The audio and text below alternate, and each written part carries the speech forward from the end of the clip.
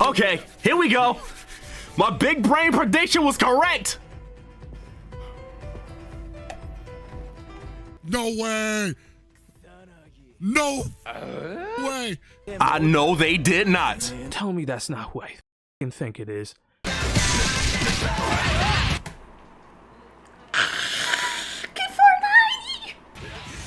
Wait a minute! That's K49! I have a fucking hard on for Blue Mary. He is K49!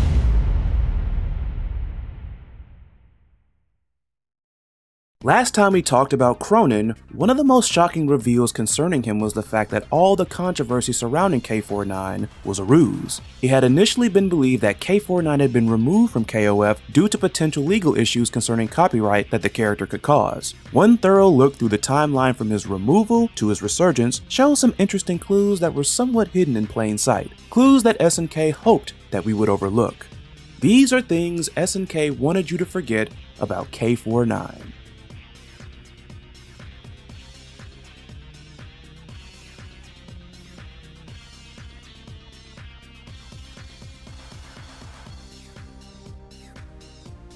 I've mentioned this throughout many videos when talking about K49, so I'm pretty sure if you've been following me, this is impossible to forget. Even with the video I did about Shune, I mentioned this interview.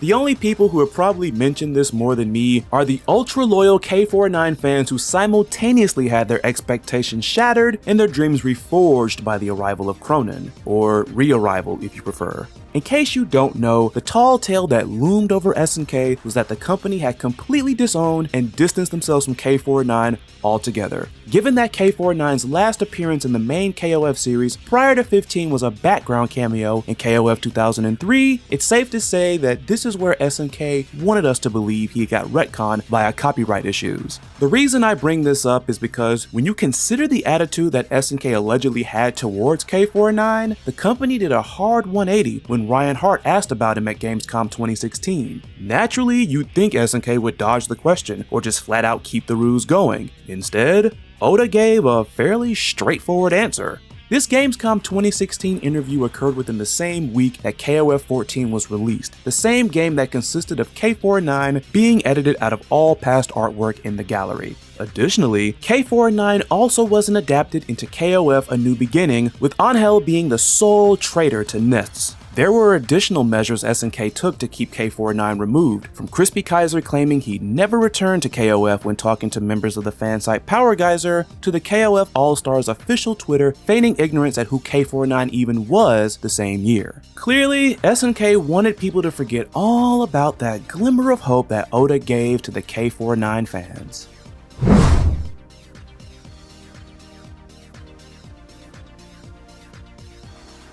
This one is rather odd. As mentioned before, K49's last appearance in a mainline KOF game before his return in 15 was in KOF 2003. KOF 2002 was the final game in which he was playable. When 2002 was remade into 2002 UM, which was released February 26, 2009, K49 would be replaced by Nameless. So K49 was still forbidden around this time. Despite this, he would still appear in several other games within this time period, one of which is a remake itself, KOF 94 Rebound. In this game, K49 joins many SNK characters in making a background cameo, specifically in the Team Mexico stage. Again, this was odd because K49's cameo is immensely elusive, almost as if they were purposely trying to hide him.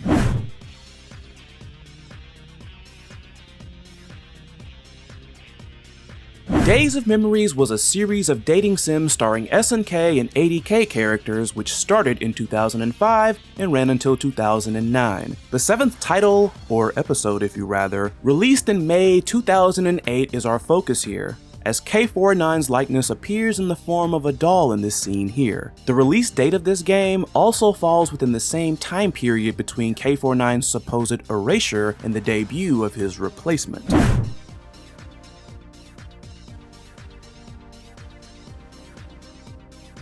On February 13, 2013, SNK released KOF Cross Garo Densetsu, a mobile card game. Over 100 characters appear in the game as cards, which can evolve when merged with an identical card or with a rare item. Among these hundreds of characters portrayed on cards, One of them is K99. They use 3 different images for the different card levels. This game is often identified as his final appearance in any KOF related game prior to 15. Some also point out that this is the only game to feature both K99 and his replacement, Nameless. The timing, as well as the amount of appearances in SNK games after he had been erased, supports the notion that there were no legal issues with K49 at all. Even if we considered K49's erasure to be the date when Nameless replaced him, that being February 26, 2009, it would still precede the release of KOF Cross Garo Densetsu and Gamescom 2016. It's also worth noting that KOF Cross Garo Densetsu was a Japan exclusive game.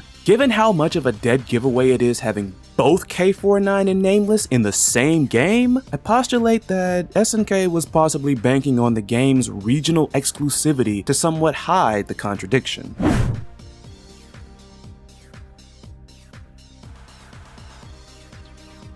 Comparatively, Love Heart's situation is clearly more of a legitimate copyright issue. Though she appeared in SNK Heroine's Tag Team Frenzy around the time the rights to her had been sold, it is worth noting that Highlights Entertainment is credited in the game's info. Some have speculated that the now defunct South Korean video game company Eolith had withheld the rights to K49 and other characters created during the Playmore years. However, all of the characters that debuted in the 2 Eolith co-produced KOF games returned in the UM update, except for K49. In the KOF character encyclopedia, which consisted of every KOF character up to KOF 13, K49 was censored into a black silhouette. Though the company was once again trying to give the impression that they were distancing themselves from K49, they still technically acknowledged him by including him in the encyclopedia. Love Heart, on the other hand, was completely excluded from the SNK Heroine's Tag Team Frenzy art book. No silhouettes, no sign of Love Heart anywhere after SNK sold the rights to her. Not even a cameo in a game after SNK Heroines. It's safe to say that Highlights Entertainment strictly limited the usage of her likeness to just the game. It is also worth noting that Love Heart was seemingly being positioned to be a key character in the current storyline through her affiliation with Nakaruru. Love Heart hasn't made a cameo in 15, and if the murmurings are true, it's all the more guaranteed that she isn't coming back with Nakaruru. Compare this with all the different instances of K49 and his likeness appearing in games after his alleged erasure, and you can see that Love Heart's situation was more of a legitimate copyright issue. So with all that being said, why did SNK lie for so long? This is where I don't have answers.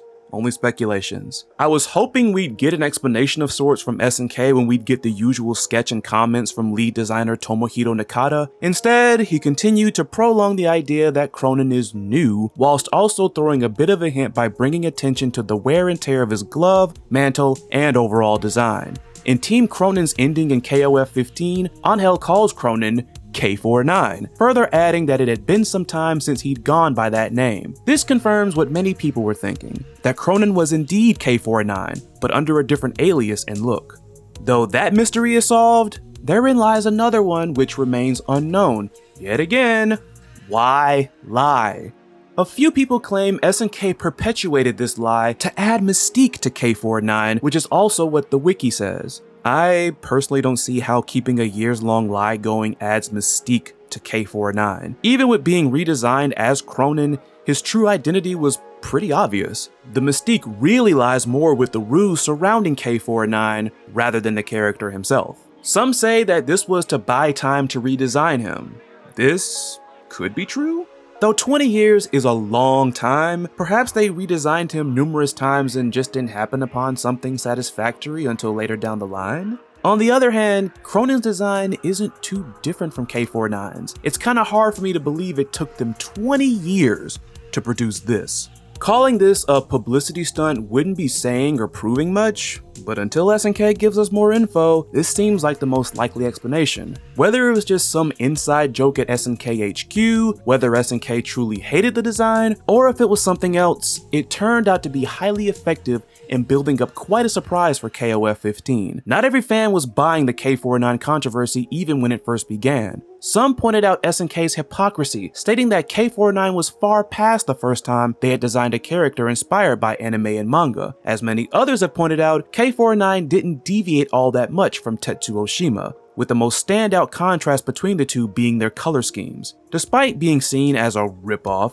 K99 still found significant favor among fans, with some even favoring him over his much more original replacement, Nameless. Having such a following and potentially problematic elements of his design, K99 fits the bill for a character who could garner lots of attention through a controversy resulting in their removal. Regardless, whether SNK planned this way in advance, or if it was the sheer dumb luck of fools, for whatever reason they kept this big lie going, it definitely aided in making Krohnen's reveal arguably the most expectation-shattering character inclusion for KOF 15's main roster.